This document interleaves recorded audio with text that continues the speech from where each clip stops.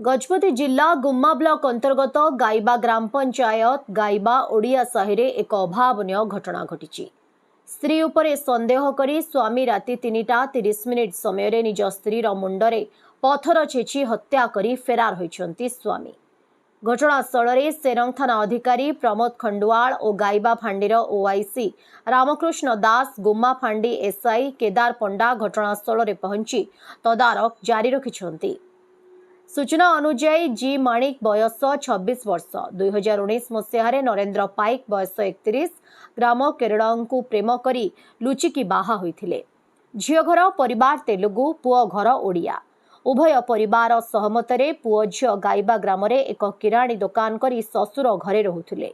तांकर एक कुनी झियोटी थिला निकिता पाइक बयस 5 वर्ष। किछि वर्ष परे नरेंद्र पाइक हैदराबाद कंपनी रे काम करिबा पई मन स्थिर कला।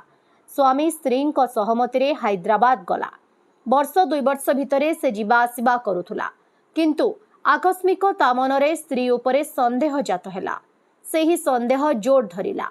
उभय परिवार मध्यरे टिके विवाद हैला, किंतु स्वामी नरेंद्र पाइक निज स्त्री मोनिका पाइक को निज ग्राम केरडांग ठाकुराणी पर्व पई नेले।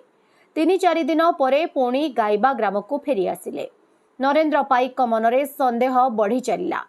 निज स्त्री को प्राणरे मारिबा पई सुजोगर अपेक्षा रे थिला। सासुमा नाळ को जिबार देखी मोनिका मुंडरे पथर रे छेचिले।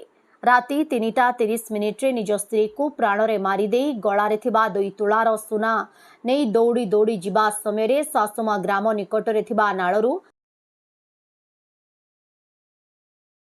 तापरे केरड़ा जाइथिलु ना केरडांग जाइनि आगे पटर सोइतिला आगे हेले जेटा जोइटा सोइले मु एकला अछि मु की सु टीवी बनके आ मुई बैटर मार के घर को देखला को जियो रक्त देखिला को बहुत आचंदारे को बुढ़ी लोक त मोर आचंदारे गला अंधारे जीवा को ओ अम्मा बोल के दांड रे वट्टा करके डाकबा को समस्त किसेला बोली पछा जुई पिला कोडा गले बे जुई पिला से पड़ी लाग्या दाई दाई पड़ी ला पुनी केतोळे छिला गला से 3टा अधर आका से गठना कर देला 3टा ओळ कर देला अध घंटा लागबो ना दाई दबा केते दाई देला। ठीक अछि।